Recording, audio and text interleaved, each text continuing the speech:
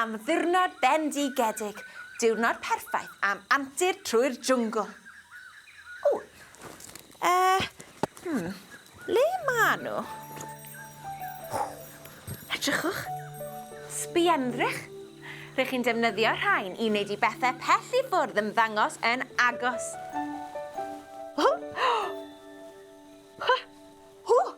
Helo! Ond dim dyna ro'n i'n chwilio amdano. Mae'r haul mor llachar yn y jwngl. Hwy angen fy sbectol haul. O, ble ma nhw? Ble? Ar fy mhen? Perffaith!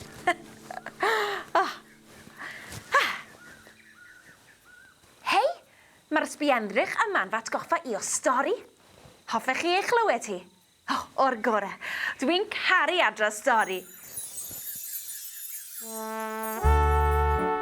Roedd Michael y mwnci'n pen dwmpian yn breuddwydio am fy nanas melyn melys pan ddaeth Eli'r eliffant ato, codi I thrwnc a...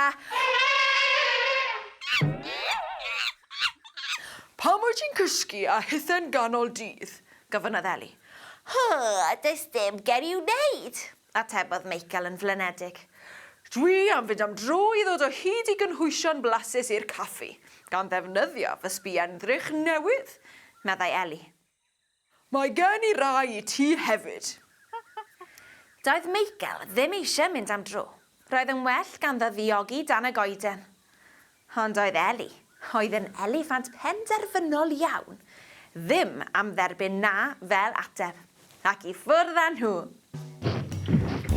Cerddon nhw drwy'r jwngl. Traed mawr trwm Eli yn stomp, stomp, stompio'n swnllyd, a thraed bach ysgaf Michael yn bws, bws, bwsio'n dawel. Beth am edrych yn hon? Dwi'n siŵr bydd digonedd o ffrwythau blasus yn y goeden yma. Hedrychodd Eli fyny. Yno'n eistedd ar ben y goeden, roedd Aderyn Melyn. Meddai Eli. Dyna Aderyn Melyn hardd. Ble? Holodd Michael. Dwi'm yn gallu gweld Aderyn Melyn, meddai Michael yn siomedig. Ond dwi yn gallu. Ond cyn I Michael gael cyfle I orffen, stompiodd Eli ffwrdd gan alw. Does dim bwyd blasus fan hyn. Dire. Wrth I Eli stompio, roedd y llawr yn ysgwyd, roedd y goeden yn ysgwyd, a'r bananas yn ysgwyd tan... i'r bananas lanio ar ben Michael. Ond sylwodd Eli ddim. Roedd hi wedi stompio ymlaen i'r goeden nesaf.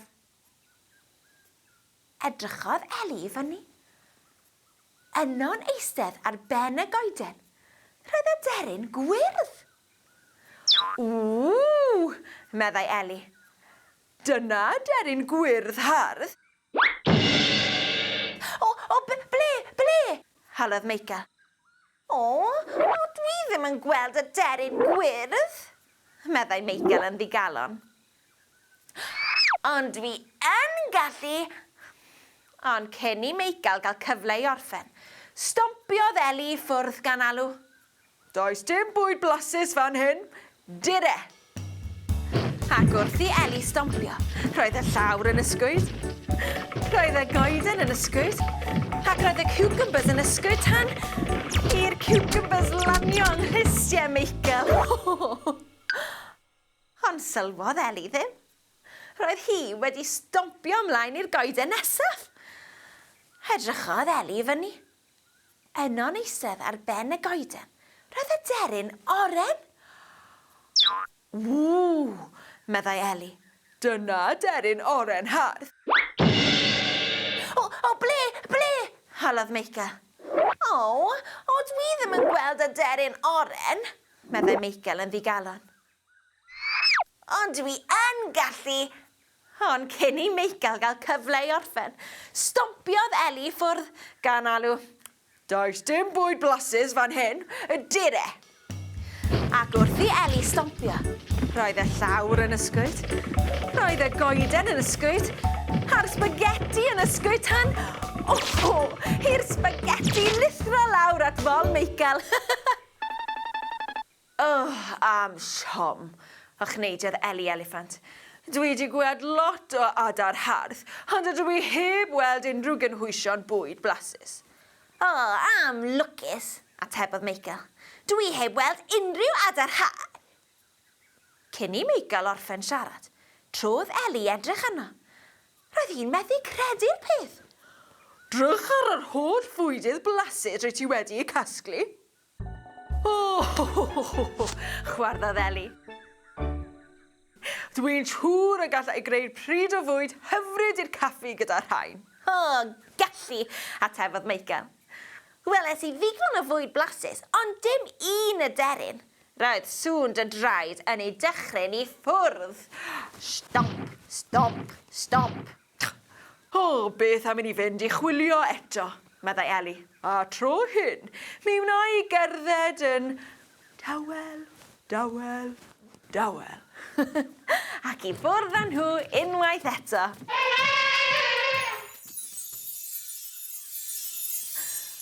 Sgwni os lwyddodd Michael weld yr adar lliwgar. Mae'r ateb yn y gan. 1, 2, 3. Dyma hi.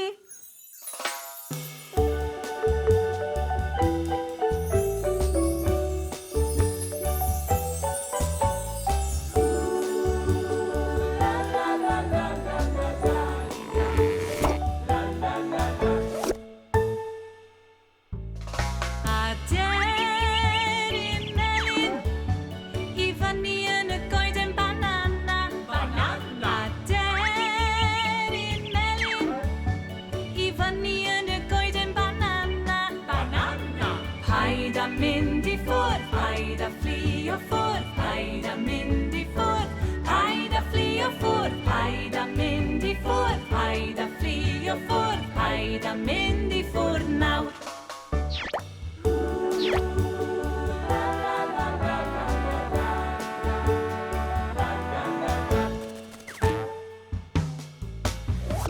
Aderyn gwyrdd, i fyny yn y goeden cucumber. Aderyn gwyrdd, i fyny yn y goeden cucumber.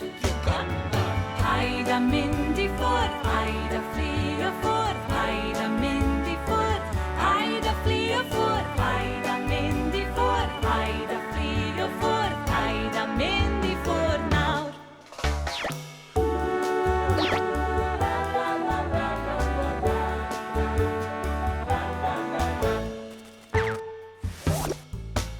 Aderyn oren, i fyny yn y goeden spaghetti. Aderyn oren, i fyny yn y goeden spaghetti. Paid a mynd i ffwrdd, paid a fflio ffwrdd, paid a mynd i ffwrdd, paid a fflio ffwrdd, paid a mynd i ffwrdd, paid a fflio ffwrdd, paid a mynd i ffwrdd nawr.